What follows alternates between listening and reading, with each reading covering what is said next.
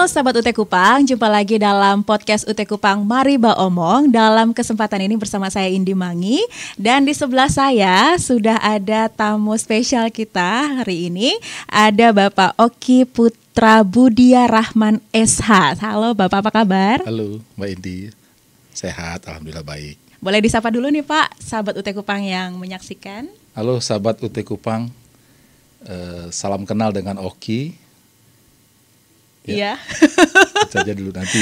Iya, baik. Nah, ini kalau dari gestur nih ya, sahabat UT Kupang nih, bisa kalau Indi ketemu Pak Oki tuh bawaannya tuh udah kepikiran tentang topik kita hari ini, yaitu tentang protokol dan juga segala tata cara dalam pengaturan kegiatan atau acara-acara resmi. Jadi beliau ini merupakan analis hubungan antar lembaga Unit Direktorat Pemasaran dan Kerjasama di Universitas Terbuka. Sekali lagi terima kasih Pak Oki sudah mau hadir untuk bisa isi di podcast kita pada hari ini, dan semoga apa yang akan kita sharing hari ini boleh bermanfaat buat sahabat UT Kupang. Nah, Pak Oki ini udah ke berapa kali nih Pak datang ke Kupang? Kalau ke Kupangnya sudah beberapa kali, tapi kalau untuk acara UT sendiri baru sekali ini. Baru sekali ini ya? Ya. Oh, berarti sebelum-sebelumnya udah pernah nih Pak? Pernah ke Kupang. Pernah ke Kupang ya, oke. Nah Pak Oki, boleh nih ya Pak di-share sedikit background pendidikan Bapak, karirnya itu sampai akhirnya berkarir di UT itu gimana Pak? Boleh cerita sedikit? Baik, terima kasih Mbak Indi. Yeah. Selamat sore semua teman-teman UT Kupang. Background saya lulusan sarjana hukum dari Universitas Nasional di Jakarta. Saya berkarir awalnya di Kementerian Pendidikan Kebudayaan Riset dan Teknologi, dulu namanya Kemdiknas, karena ada beberapa kali perubahan nama nomenklatur kementerian. Saya 12 tahun setengah di Kementerian Pendidikan. Dulu awalnya saya memilih untuk menjadi staf ya pada saat penerimaan PNS itu di Biro Hukum. Biro Hukum. Namun karena saya sudah beberapa kali di Kementerian Pendidikan Nasional saat itu, background saya dulu mantan paskibraka. Saya paskibraka. Saya diminta untuk membantu Kementerian Pendidikan mengirim pasukan paskibraka untuk bertugas di setiap upacara hari besar di Kementerian Pendidikan. Jadi sudah tidak asing untuk teman-teman dan mungkin juga sebagian pejabat yang melihat saya di situ mengatur upacara di situ. Nah, saat saya mengikuti tes PNS, saya masuk karena ada bidangnya di situ, sarjana hukum. Saya masuk dan alhamdulillah diterima. Namun dulu sekjennya Pak Dodi Nandika melihat saya karena sudah kenal jauh-jauh hari. Terus dia langsung nggak bisa, Oki tugas di protokol saja. Nah, semenjak itu saya tidak pernah bertugas di Biro Hukum, tapi bertugasnya di protokol. Jadi nol PNS saya itu di protokol. Gitu. Nah, setelah itu di protokol sudah 12 tahun setengah. Saya rasa saat itu saya sudah mengalami beberapa menteri, ya, beberapa perubahan di kementerian, nomenklatur dan macam-macam, para pemimpinnya silih berganti. Nah, saya merasa di protokol itu sudah banyak ilmu yang saya gali, yang saya alami pengalamannya, dan saya pengen belajar ilmu baru, ya. Nah, di 2022 kemarin saya memutuskan untuk saya harus belajar ilmu lain selain ilmu protokol, karena selama ini orang beranggapan Oki ya protokol. Oh iya, saya tidak mau image itu melekat terus-terusan ke diri saya juga harus belajar ilmu lagi, dan akhirnya saya mencoba untuk pindah ke UT dan akhirnya diterima di UT. Tapi tetap juga karena backgroundnya protokol sudah melekat ya. Walaupun dikasih jabatan analis hubungan antar lembaga, tetap aja akhirnya ngurusin urusan protokol juga di situ. Gitu. Wow. Jadi itu kira-kira. Jadi benar-benar itu keluar dari zona nyaman, mau belajar ilmu baru, tapi tetap ya Pak ya, ilmu protokolnya dipakai lagi nih di UT. Terpakai lagi di UT. Karena di UT perlu juga Betul. pengaturan gitu. Karena di beberapa kegiatan mungkin karena UT sudah makin berkembang, makin besar, ternyata perlu juga pengaturan acara, pengaturan tata tempat dan bagaimana melayani pimpinan dan khususnya tamu. Karena di UT itu tamu yang mitra itu adalah tamu kehormatan kita, karena kita besar karena mitra gitu loh. Makanya untuk menjaga nama baik UT, maka kita harus men-serve atau melayani tamu itu dengan baik sesuai dengan kaedah-kaedah keprotokolan gitu. Iya. Nah, Pak Oki, tadi kan sudah sedikit disinggung ini Pak ya, kalau UT itu juga butuh ya pengaturan seperti itu. Nah, Pak, seberapa penting sih sebenarnya untuk protokoler itu, pengaturan keprotokolan itu seberapa penting sih Pak menurut Bapak? Ya, kalau kita bicara government, kita bicara pemerintah, apalagi kita bicara UT punya rumah tangga sendiri. Perlu pengaturan protokol, ada pejabat UT dan bahkan ada pejabat-pejabat di luar UT yang datang ke UT bahkan atau kita yang pergi ke suatu tempat. Protokol itu sangat penting untuk menjaga nama baik. Menjaga nama baik pimpinan dan menjaga nama baik institusi. Ya, protokol itu hampir sama dengan tim acara lah ya, atau disebutnya kalau di swasta itu IO. Hampir seperti IO, kita mengatur, tapi protokol itu IO, tapi IO-nya pemerintah itu ya, atau IO-nya sebuah instansi lembaga pendidikan gitu yang punya afiliasi ke berbagai lembaga di luar UT sendiri gitu. Jadi untuk menjaga image pimpinan kita dan menjaga institusi yang lebih besar. Karena UT makin lama makin besar dan makin berkembang, kita perlu image di depan dilihat dari orang lain, dari sudut pandang orang lain itu yang baik. Jadi bagaimana kita melayani tamu itu adalah image kita. Jadi frontlinernya atau bempernya UT itu dilayani dengan keprotokolan gitu. Makanya kita harus menjaga image itu dengan baik. Wow, berarti penting ya Pak ya, apalagi di lingkup instansi seperti UT pastinya penting ya Pak ya. Ya, betul. Protokol ya. Baik. Nah, Pak Oki, saya sering dengar nih orang bilang kalau protokol itu ribet Pak, harus diatur inilah, diatur itulah. Pandangan Bapak tentang ini gimana Pak? Ya, orang yang menganggap itu orang yang belum paham protokol saja. Ya, kalau protokol itu justru tidak membuat ribet. Ya, kalau kita menginginkan suatu acara itu berjalan dengan baik, kalau kita ingin melayani para tamu atau tetap pimpinan kita dengan mendudukkannya dengan sesuai kedudukannya, itu perlu pengaturan protokol.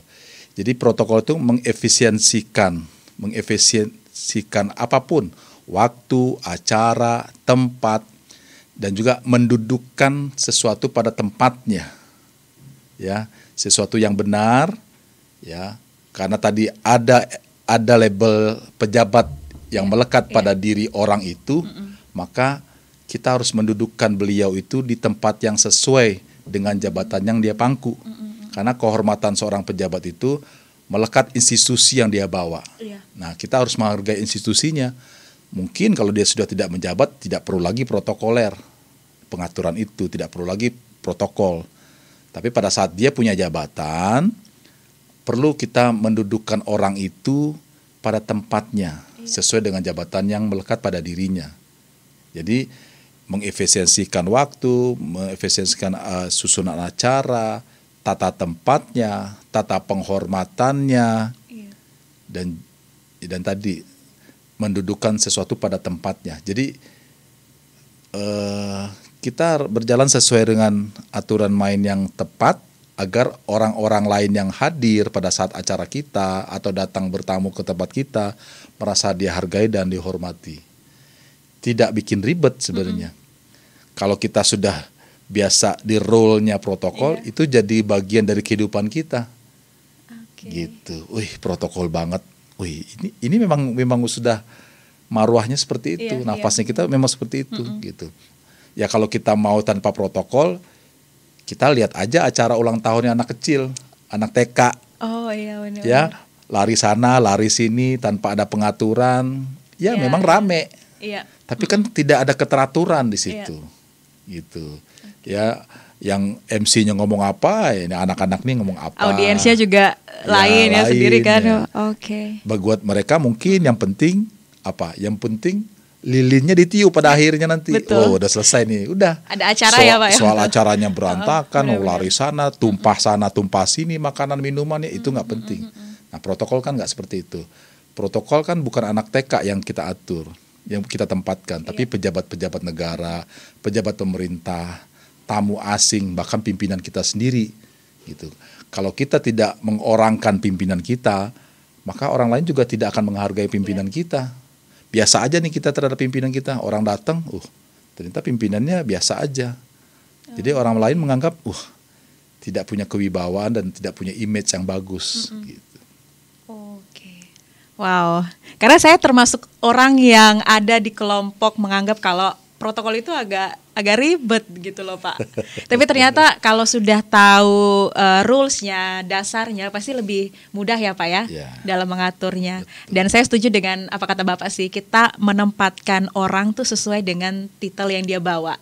Apalagi pimpinan ya Pak ya. Pejabat pemerintah, betul, apalagi kalau di UT Kupang ini kan berarti kerjasamanya kan dengan pemerintah provinsi, pemerintah kabupaten kota, gitu. Jadi kita juga harus bisa menghargai mereka dan menghormati mereka dengan tatanan keprotokolan, gitu. Iya, ya baik Pak. Nah, boleh sedikit nih Pak sharing dikit nih Pak. Bapak kan tadi diceritain udah 12 tahun ya Pak ya bergerak di bidang protokol, apalagi sekarang sudah di UT nih Pak. Boleh sharing sedikit Pak, ada pengalaman unik kali ya Pak ya yang pernah Bapak alami sepanjang mengatur keprotokolan untuk kegiatan-kegiatan resmi atau mungkin yang ada di UT kali ya Pak ya. Silakan Pak. Oke, kita bicara pengalaman yang baru kemarin saja. Ya. Oh yang terbaru ini ya Pak ya? Yang terbaru berarti saat itu saya sudah di UT. Oke, nah, saya sudah di UT. Ada peletakan batu pertama di Kalimantan Tengah. Gitu. Betul, kita tidak punya unit atau personal yang ditugasi atau yang punya keilmuan di keilmuan keprotokolan di UT daerah, khususnya saat itu di Universitas UT Palangkaraya kalau nggak salah.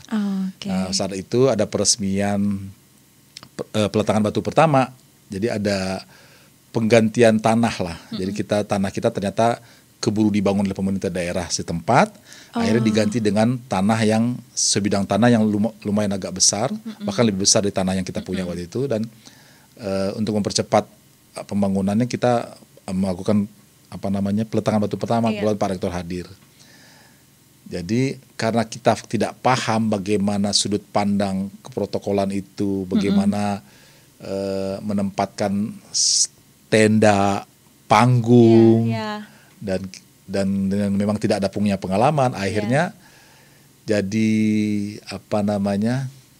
jadi sesuatu yang kalau dibilang agak berantakan, iya berantakan, tapi kita lihat sisinya sisi lucunya gitu loh, ya.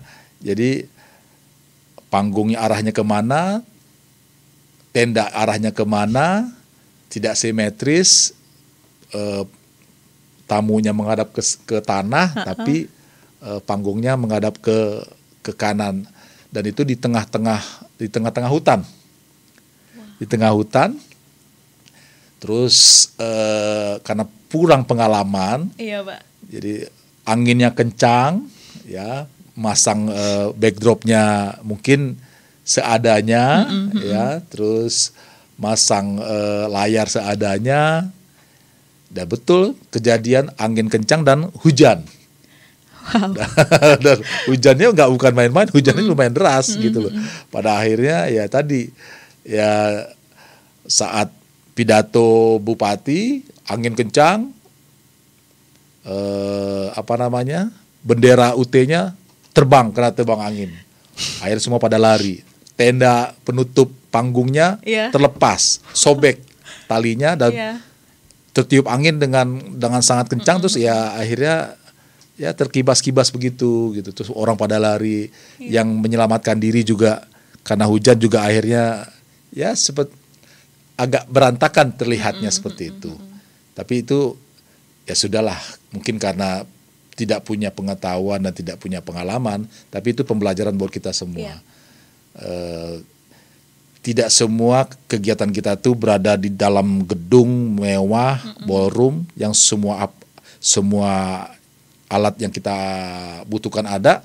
Ternyata di tengah hutan tidak seperti itu, dan akhirnya ya sudah, memang begini adanya gitu. Tapi ya yang namanya kita sebagai manusia ya sudah, ini jadi pelajaran, tidak menyalahkan siapa-siapa, tapi ya tadi ini pelajaran buat kita semua. Next time kegiatan seperti ini jangan sampai terjadi lagi. Jadi harus mempersiapkan segala sesuatunya ya dengan baik dan matang. Gitu. Diperhitungkan juga nih ya Pak ya, dari di outdoor nih gimana. Betul. Gitu. Jadi kita harus pertama kali kalau kita pasang panggung itu di luar gedung, kemana arah matahari? Jam berapa kita acaranya? Matahari dari arah mana? Kalau pagi, berarti kan matahari dari timur. Nah, panggungnya harusnya arah kemana? Kalau kita acaranya sore, berarti panggungnya harus arah kemana? Agar tidak backlight. Itu kan sudut pandang orang lain nggak paham. Oh iya ya. Protokoler gitu ya Pak? Harus lihat. Oh ini harus panggungnya ke sini. Kenapa Pak? Tapi ini paling bagus. Enggak. Karena matahari pada saat pimpinan kita menghadap matahari, dia kan akhirnya silo semua. Nggak nyaman gitu.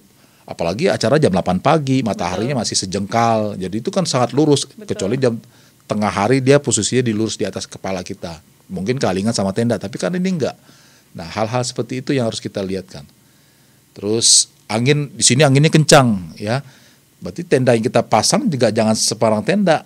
Tendanya juga harus kita paku, kita ikat, kita bikin pondasi agar dia nggak terbang ya. Hal-hal kecil seperti itu.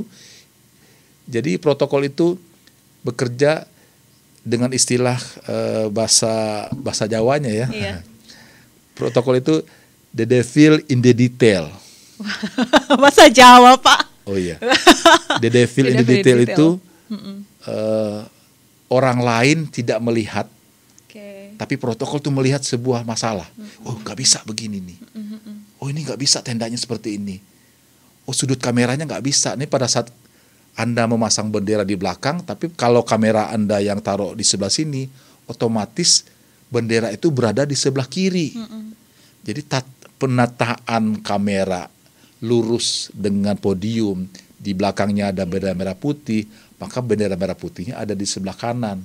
Itu ketentuan protokol. Bendera merah putih itu harus di sebelah kanannya kita, bukan di sebelah kiri. Tapi karena kita nggak paham protokol, karena dia main taruh aja tuh tripodnya, kameranya, akhirnya benderanya posisinya di sebelah kiri.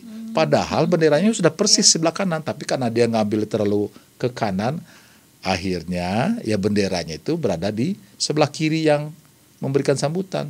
Coba Mbak ini lihat, foto presiden itu benderanya di sebelah kanan mana presiden? Sini ya, Setiap Pak, foto presiden dan wakil presiden itu benderanya pasti di sebelah kanan presiden, bendera merah putihnya. Itu selalu seperti itu. Nah itu sudut pandang kan. Kalau orang nggak paham detail dengan itu, waduh, oh ya, kita menyembarangkan simbol negara, asal-asal aja naroknya gitu loh. Podium di sebelah kiri, terus tamu terhormat kita posisinya jauh di luar panggung atau jauh seperti apa. Sudut untuk kita memasang panggung saja, ya kalau misalnya panggungnya semakin tinggi, maka tempat duduk VIP yang pertama kali di depan itu harus lebih jauh agar sudut pandang dia tidak tengadah seperti ini. Atau apalagi di depannya video atau videotron. Contohnya aja, kita kalau nonton film di bioskop, ya mohon maaf ya, karcis yang kita beli itu nomor kursinya yang mana yang kita pilih?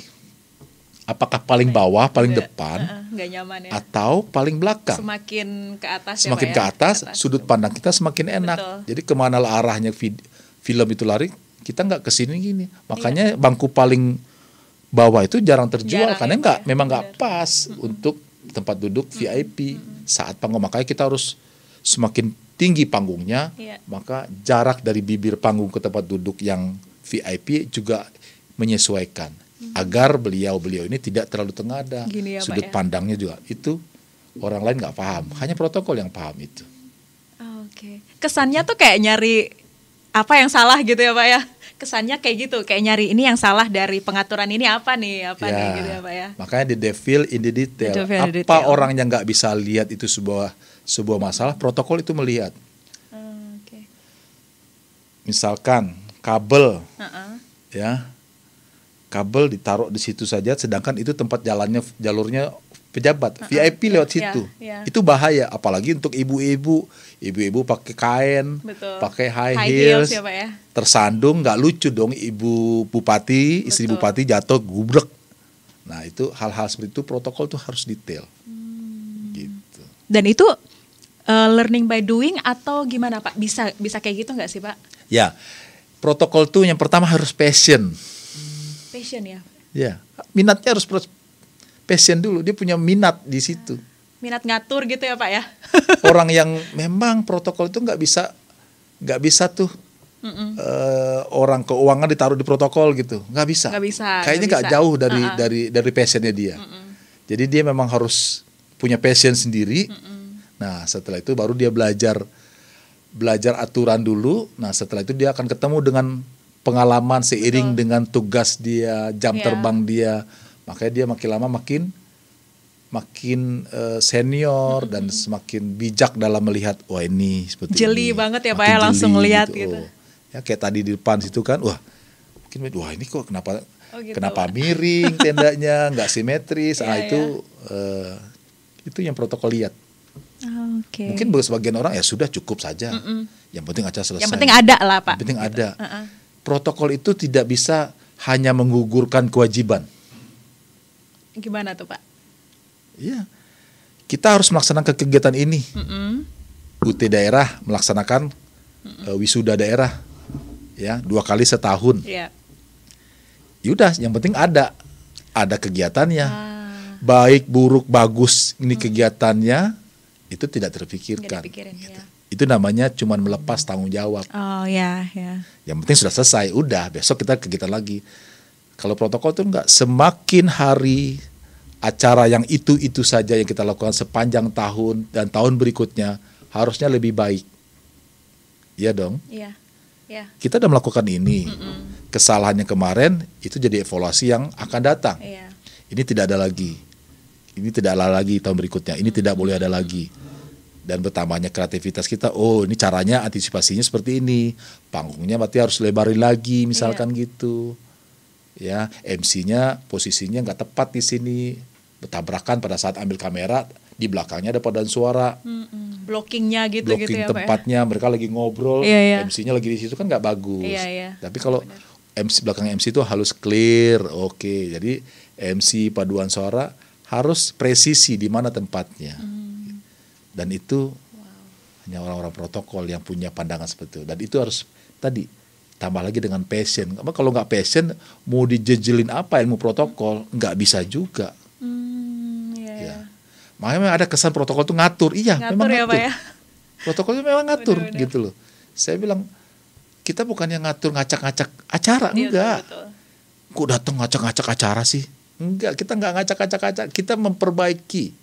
Ya, yang salah kita benarkan, yang nggak tepat kita benarkan, yang terlalu berlebihan kita kurangi. Efisien ya Pak ya? Ya, yang kurang kita tambahkan. Jadi pas, gitu. Pas ya, wow. Dilihat mata enak, dirasa di hati juga nyaman. Ada sapaan yang disebut, jangan sampai salah sapa. Itu kan pas gitu. Oh ya, tempat duduk pimpinan kita juga nyaman. Maka nyari bangku. Enaknya bangku apa sih untuk pimpinan itu? Yang pimpinannya Pak ya, VIP. Kadang-kadang kalau orang nggak paham, dia pasang aja bangku 3 isi 3 itu. Nah VIP-nya ada perempuan, itu kan nggak nyaman. Harus bangku yang satu-satu isinya. Kebetulan bupatinya perempuan, saya rektor laki-laki. Benar. Terus ada bangku dua yang nyambung gitu ya. Yang nyambung. Itu kan nggak nyaman. Iya. Bukan suami istri pula, Iya, kan bener-bener. gitu. Wow. Nah, protokol harus tahu itu. Panjang kan? Etikanya ya Pak ya. Iya. Benar-benar. Jadi besok dia, waduh.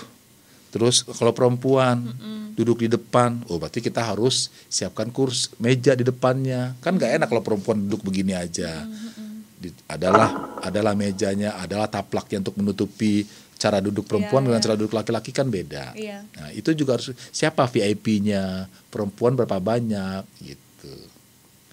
Siapa duduk di mana, bapak-bapaknya di mana, istri-istrinya di mana, itu kita tempatkan.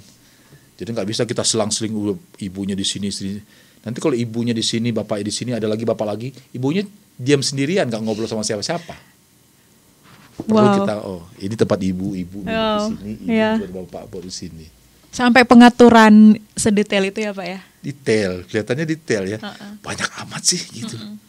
Catatannya banyak banget ya. Tapi kalau orang yang nggak tahu, oh iya, jalan gitu aja. Tapi kalau orang yang paham, oh iya bagus ya ngaturnya ya. Ibu-ibunya di sebelah kiri, bapak-bapaknya di sebelah kanan. Ibu-ibu bicara tentang ibu-ibu, bapak-bapak tentang bicara tentang bapak-bapak. Iya sih. Ya, kalau enggak bapak, terus ada bawa istri satu, diselingi lagi pejabat, bingung. Seharusnya bapak ini bisa tinggal bicara dengan bapak ini, tapi kan ada ada ibunya, bingung. Aduh, ibunya jadi kikuk kan? Iya benar. Gitu. Itu dipikirin ya Pak ya? Dipikirin. Wow. Makanya pada saat dulu menteri ke daerah itu, ya protokol daerah tanya, Pak Oki, itu Pak Menteri beserta istri tidak? Kalau tidak bersama istri, maka istri gubernur, istri pejabat setempat tidak perlu bawa istri. Tapi kalau menterinya membawa istri, maka istri gubernur, istri rektor, ya, diharapkan bisa hadir untuk nemeni ibunya, istrinya menteri. Jadi ada ibu-ibu, gitu. Itu hal yang penting. Kita kasih tahu, Bapak mau ke Kupang dengan istri, nanti istri gubernur ikut menemani ya, gitu. Itu sudah jadi aturan yang tidak tertulis. Wow. Gitu. Oh iya ya. Nanti kalau istri sendiri, saya siapa nemani? Apa ajudan saya? Benar-benar, iya. Apalagi kalau istrinya ajudannya perempuan juga, laki-laki juga. Wah, kan ada juga istri-istri yang itu menteri-menterinya ajudannya laki-laki, kan bingung. Mau kemana kita? Tapi kalau ada istri gubernur, ada acara yang hanya yang dihadiri oleh pejabat-pejabat aja, istrinya nggak penting dia, nggak maksudnya nggak perlu hadir juga, kan bisa dengan istri gubernur bisa mengajak ke Derekarnasda, mengunjungi hal-hal yang berbau-bau perempuan, PKK, apa segala macam gitu. Jadi bukan cuma sekedar nemenin di pesawat, di hotel itu bukan, tapi dia juga punya kunjungan juga bermanfaat gitu.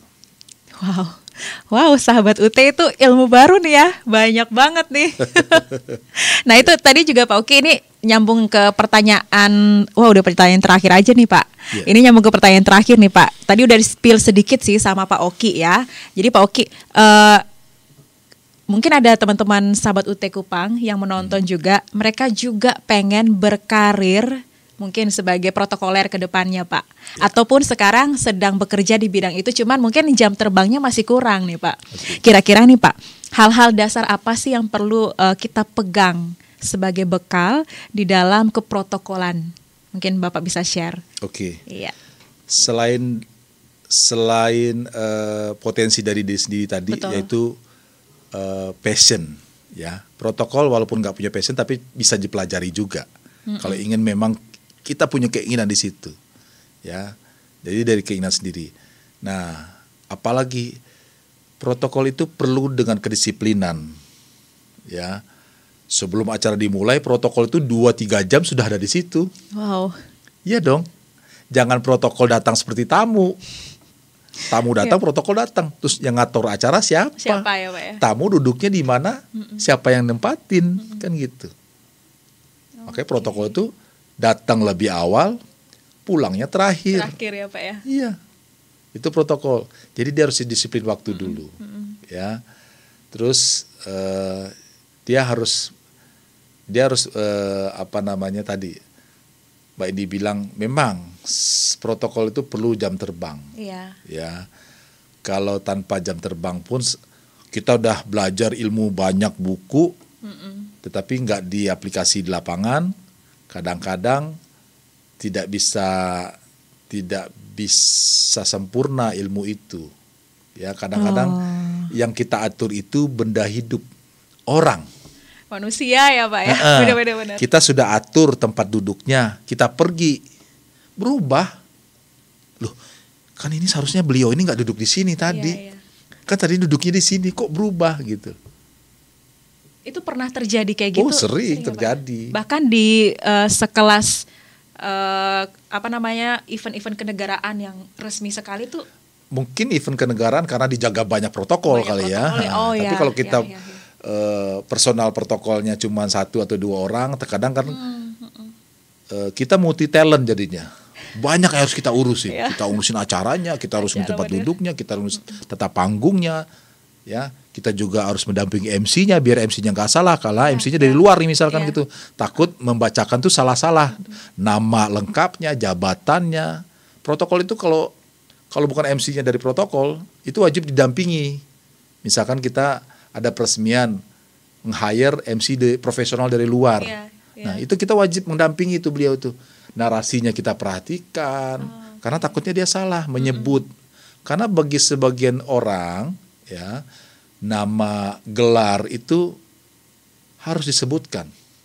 Sebagian orang ya. Benar. Tapi kalau orang yang cuek oke, gitu. Apalagi orang itu pejabat, salah tuh nama saya itu harusnya udah pakai profesor, tapi tidak dibaca profesor gitu. Itu juga itu bermasalah, dan itu melihat dari latar belakang beliau-beliau.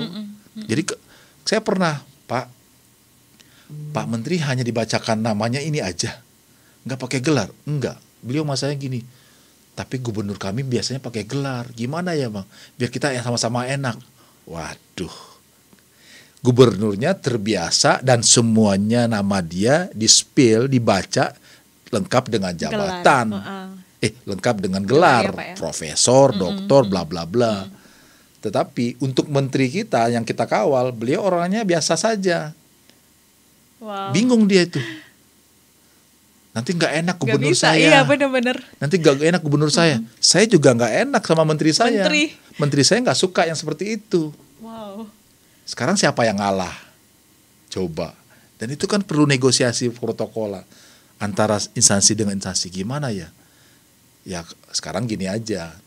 Posisi menteri kan posisinya lebih tinggi. Nah, berarti kita pakai ikutin yang lebih tinggi saja. Nanti kalau ditanya, ya karena menterinya nggak pakai Pak, gitu. Karena kan seperti itu. Misalkan menteri sekarang Bapak Nadiem, Mas Nadiem Anwar Makarim, nggak perlu disebut namanya beliau, jabatannya beliau. Tapi di suatu tempat, di gubernur salah satu gubernur misalkan, harus namanya. Kita biasanya begitu Pak Oki. Pak Gubernur harus namanya lengkap dengan dengan gelarnya, itu gimana? Nah itu kadang-kadang seperti itu. Itu hal-hal pengalaman yang kita temui. Oh itu dilematis sekali ya Pak ya. Dan itu kan kita perlu pengalaman, jam terbang. Bagaimana kita bernegosiasi, pimpinan kita nyaman, pimpinan beliau juga nyaman. Dia juga nggak disalahkan, kita pun juga nggak disalahkan. Kalau pimpinan Anda ingin disebut namanya dengan beserta gelar, silakan. Tapi jangan paksa menteri kami, pimpinan kami ikut juga disebut gelarnya. Wow. Nah, itu kan gimana? Ya itu dilema, dan itu ya semakin kita sering ketemu dengan orang, ketemu dengan masalah, kita semakin bijak. Gitu. Mengantisipasi masalah-masalah seperti itu. Banyak case ya Pak ya, jadinya semakin terbiasa ya Pak. Semakin terbiasa dan semakin wise, makin bijak, semakin dewasa kita menyikapi itu.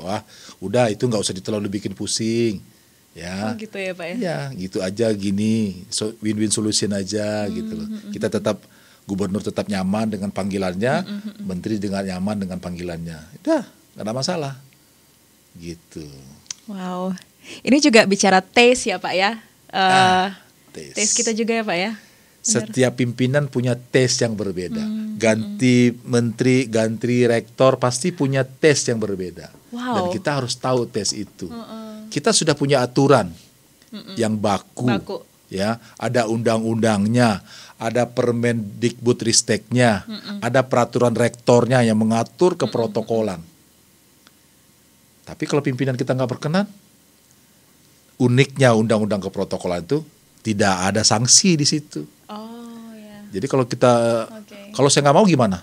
Saya dukung nggak? Enggak, Pak. Itu boleh nggak? Boleh. Bisa nggak melakukannya? Bisa. Jadi ada kata-kata boleh dan tidak, kata boleh dan bisa. Bisa kita melakukannya, bisa. Tapi nggak boleh. Kita tidak boleh mencuri. Iya. Tapi bisa nggak kita curi? Bisa. Ya sudah. Jadi ada hal-hal yang pada akhirnya aturan-aturan itu bisa dikalahkan dengan tes selera pimpinan. Wow. Maunya pimpinan seperti ini. Oh ya udah kalau maunya gitu. Jadi protokol tidak kaku juga. Dia bisa lebih fleksibel. Protokol itu harus fleksibel. Harus. Kalau nggak bisa dimutasi kemana-mana gitu. Oh kamu nggak fleksibel nih. Saya harus begini terus. Nggak bisa. Oke, Pak. Kita jelaskan dulu aturan mainnya. Sekarang monggo arahan Bapak seperti apa. Kalau begini bisa nggak, Mas Oki? Bisa, Pak. Nanti kita atur. Walaupun kita sulap begini mah gimananya. Ya kita lakukan. Itu kita namanya mengamankan keinginan pimpinan, mengamankan kebijakan pimpinan. Kita kerja buat siapa? Buat melayani beliau kan? Iya. Orang yang melayani kita nggak senang, terus gunanya apa? Gunanya kita apa melayani? Kan kita nggak melayani. Karena kita buat melayani dia buat nyaman. Ini aturan yang benar. Kalau Bapak nggak kurang sepaham, maunya Bapak seperti apa? Kita sesuaikan, kita combine gitu antara aturan dengan keinginan pimpinan, asal masih pimpinan kita nyaman, aman, itu juga perlu kita perhatikan. Gitu. Wow. Ya, bahkan lampu sorot yang ada segede gini yang sudah bertahun-tahun ada di atas plafon, pada saat acara dilihat ini nggak pas, bahaya. Tolong lampu ini dicopot. Oh gitu. Copot. Karena untuk keamanan pimpinan.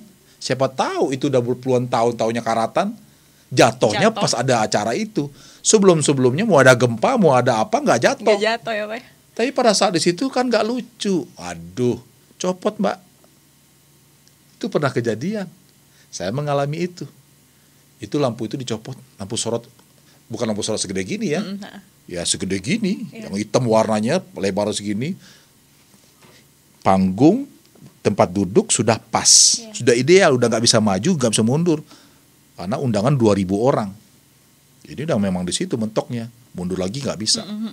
Pas dilihat ke atasnya, ada lampu sorot. Agak ngeri juga ya, Pak ya. Ngeri kan? Udah bertahun-tahun, bahkan puluhan tahun, mau ada gempa apa nggak copot. Tapi pada saat ada pimpinan kita tuh copot, kepalanya kena, habis itu kita yang dicopot. Gitu. Itu segitu telitinya protokol itu. Makanya disebut the devil in the detail. Pandangan orang nggak melihat, tapi kita melihat. Tapi melihat, memperhitungkan ya ini kalau terjadi gimana gitu ya. Oke lah, kita nggak berharap itu. Gitu. Tapi memperhitungkan segala sesuatunya. Jangan sampai pas di pimpinan kita kejadian sialnya di beliau. Waduh, lagi di shoot live, ya dilihat sama orang. Yang disalahin siapa? Bukan yang masang, bukan teknisinya, bukan teknisi. Betul. Protokol. Gimana sih ngatur acaranya? Gitu. Oh gitu ya, Pak ya. Wow. Saya speechless loh, Pak. Itu tuh baru kayak istilahnya gunung es, kita baru sepersekian, baru kecil banget ya bagian dari protokol yang kita diskusikan hari ini ya, Pak ya. Masih banyak lagi. Ya, kalau gunung itu kan gini ya, Pak ya. Yang kelihatan aja nih. Tapi kita nggak lihat ke bawahnya segede apa. Wow. Gitu. Wow, dan memang luas ilmu protokol. Betul Pak. Dan harus orang yang punya passion dan pastinya juga mau belajar disiplin tentunya dan juga jam terbang itu menentukan ya Pak ya. Betul. Wow, itu dia tadi obrolan kita bareng Pak Oki. Ini tidak terasa nih Sahabat UT Kupang, kita dapat banyak ilmu baru nih terkait dengan keprotokolan. Jadi buat Sahabat UT Kupang yang mau juga berkarir seperti Pak Oki tadi, atau juga anggota Paskibra nih ya, yang sekarang masih SMA anggota Paskibra, mau juga nih pengen untuk berkarir di bagian keprotokolan, kalian juga bisa ikuti podcast kita hari ini, banyak ilmu-ilmu baru dan semoga bermanfaat ya, karena jujur saya sendiri pun hari ini jadi tahu nih ternyata fungsi dari protokol itu bukan hanya untuk cari kesalahan tapi juga untuk mengefisiensi segala sesuatu di tempat acara dan juga menempatkan setiap orang sesuai dengan posisi dan kedudukannya. Nah, terima kasih sekali lagi Pak Oki sudah hadir di podcast UT Kupang hari ini, dan pastinya juga selamat datang di Kupang. Semoga kesan di Kupang baik-baik ya Pak ya. Siap. Yang paling dirindukan terakhir nih Pak, yang paling dirindukan makanan khas Kupang apa? Panganan ikan yang ada di pinggir pantai itu. Pinggir pantai Aston, yang mana Pak? Dulu di depan Aston mungkin, tapi sekarang Astonnya kayaknya udah di depan Aston tuh. Iya, udah ada kantin-kantin ya, atau apa kafe-kafe ya. Dulu seingat saya dulu tuh sepanjang Katuku tuh ada kios-kios. Betul. Kita bisa milih ikannya di situ, langsung dimasak di situ dan seger. Karena ikan di Kupang itu mati sekali aja matinya. Beda kalau ikan di Jakarta, udah 3 bulan di laut, mati lagi. Ya itu guyonan orang Jakarta. Berarti lebih enak nih ikan di Kupang ya Pak ya, bakalan balik lagi nih. Oke deh, terima kasih banyak Sahabat UT Kupang yang sudah menyaksikan episode podcast UT Kupang Mari Baong pada hari ini. Sekali lagi semoga bermanfaat dan kami mohon maaf jika ada salah kata di dalam perbincangan tadi, dan pastinya juga kita akan terus menampilkan informasi-informasi yang pastinya bermanfaat juga untuk Sahabat UT Kupang semuanya. Akhir kata saya Indi bersama dengan Oki Putra. Iya. Sekali lagi Pak suaranya, wow. Sekali lagi saya Indi bersama dengan Oki Putra. Kami pamit. Kenapa suara saya Mbak? Wow. Kami pamit undur diri ya. Salam sehat dan sampai jumpa. Sampai jumpa. Terima kasih.